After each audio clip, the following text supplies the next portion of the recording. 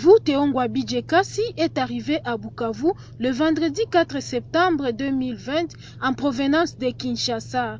Il a été accueilli par les habitants au port Iousi et il s'est ainsi exprimé devant la presse. Bon, moi je suis très content d'abord de l'accueil de ma population. Je viens avec un message d'espoir. Nous avons fait un déplacement à Kinshasa sur l'invitation du vice-premier ministre de l'Intérieur pour des questions vitales qui touchent les sites Kivu, à l'occurrence les questions de sécurité. Et nous avons donc rencontré les hautes autorités, je pense ici au président de la République, le premier ministre et le ministre du secteur, pour qu'il y ait une forte implication des autorités centrales pour résoudre les conflits qui sont dans les hauts plateaux de Fizi, Uvira et Itombwe. Et nous sommes très contents puisque les décisions ont été prises pour que demain la paix revienne dans la province du Sud Kivu. Nous avons opté pour deux options. La première, c'est la restauration de l'autorité de l'État. Et ça, il faut que les forces armées, les équipes, les comités de sécurité qui évoluent dans notre province soient renforcés. Et que tout le monde sache qu'aujourd'hui, il n'y a que l'armée nationale qui peut protéger la population et non pas des groupes armés. Nous avons aussi opté pour une deuxième choix. Sensibiliser ceux qui ont entré dans les groupes armés pour qu'ils quittent ces groupes armés et qu'ils rejoignent la vie civile. Et ça, nous avons fait une approche d'aide que nous voulons communautaire. Donc donner les initiatives, les opportunités pour que ces personnes soient bien réinsérées sur le plan social. Mais il n'est pas question de donner la prime à ceux qui ont pris les armes. Il y a aussi des projets locaux pour les victimes et les populations locales. Deuxième sujet important, ce sont les questions de développement. Nous avons demandé à ce que le gouvernement central s'implique dans le développement du site Kivu, puisqu'on ne peut pas avoir la paix sans développement. Et là, nous avons insisté sur l'agriculture et je vous annonce très bientôt, je vais aller lancer le projet agricole volontariste. Ça va occuper de milliers de personnes dans la plaine de la Ruzizi. J'ai insisté sur les routes.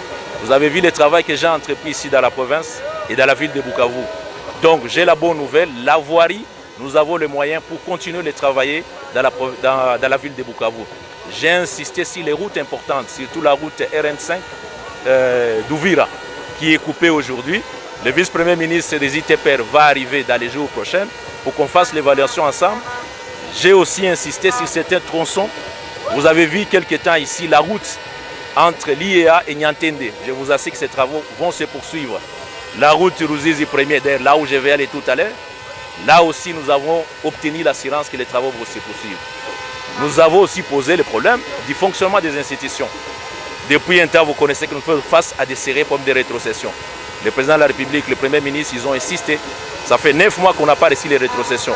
Pour d'autres collègues du Nord Kivu et de l'Ituri, le mois c'est encore plus. On a demandé et le président a pris la décision que chaque mois qu'on paie la rétrocession. Parce que sans rétrocession, nous n'avons pas le moyen d'agir. Non seulement fonctionner au niveau du gouvernement provincial, l'Assemblée provinciale, mais aussi les travaux, les investissements. Donc voilà un peu le résumé du travail que nous avons fait. Nous sommes satisfaits. Moi je pense que j'ai raconté le ministre d'État à l'EPST. Nous avons discuté ensemble. Je crois que le paiement des NI va se poursuivre. Et aussi nous allons voir ensemble quelles sont les revendications. Nous allons continuer les dialogues entre les syndicats et l'État. Et je crois que nous devons le faire puisque nous savons que l'enseignement c'est un secteur important et nous savons les conditions difficiles. Je crois que nous discuterons avec les syndicats pour apporter des pistes de solutions.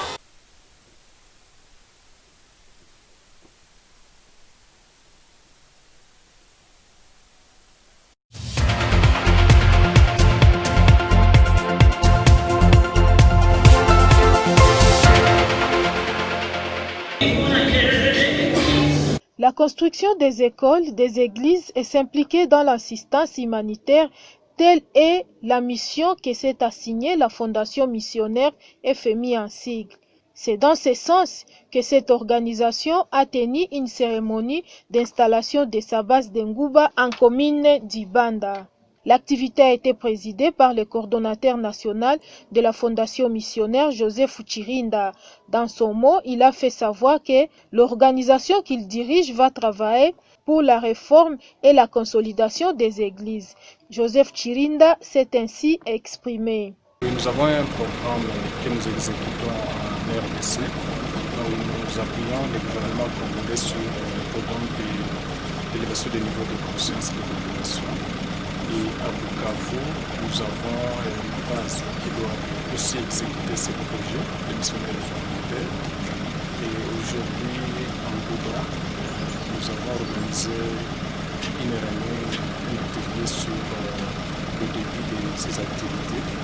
Mais aussi, nous devions faire un atelier avec les gestionnaires de toutes nos bases de la province de Sud Kivu sur un programme de renforcement des capacités, de leurs capacités pour qu'ils soient efficaces dans la mise en œuvre de ces projets.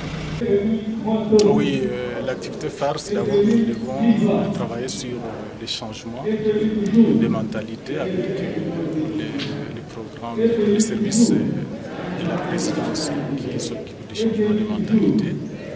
Sur l'ensemble du pays, nous avons des missionnaires formateurs qui vont vulgariser les bonnes pratiques partout et aussi l'assistance alimentaire qui doit aller vers les populations. Mais aussi, nous avons développé un programme de riposte sur les effets du Covid. Ce programme est aussi en cours de négociation. Nous espérons les lancer aussi d'ici là, mais aussi les infrastructures sociales qui ont été intégrées dans ce programme devraient aussi bénéficier de notre appui. Pour votre gouverne, la Fondation missionnaire est une organisation interconfessionnelle qui appuie les œuvres missionnaires dans le pays d'Afrique et dans le Moyen-Orient depuis une dizaine d'années. La cérémonie a eu lieu dans la salle de réunion du séminaire de Ruzizi Ier. Les participants, qui sont les membres de l'association Fondation missionnaire, ont émis le vœu de voir la matérialisation de tout le projet de leur fondation au Sud Kivu.